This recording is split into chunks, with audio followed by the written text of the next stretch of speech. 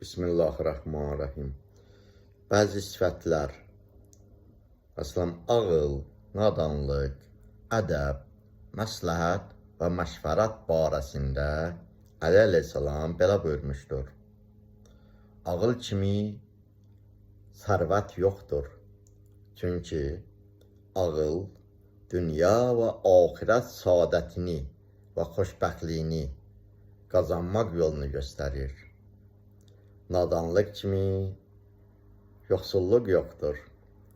Çünki nadan hər bir şeyin əldə edilməsi üçün başqasından soruşmağa möhtacdır. İnsanı nalayiq və xoşagəlməz işlərdən saxlayan ədəb kimi miras yoxdur. Çünki ölən şəxsdən məşəqqət və əzab əziyyətsiz çatan şey əldən çıxandır. Amma ədəb həmişə insanla birlikdədir.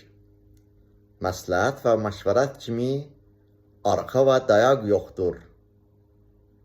Çünki düzgün fikir məsləhətləşmə ilə əldə edilir. Allah hər birimizdə özü yar və yardımcı olsun inşallah.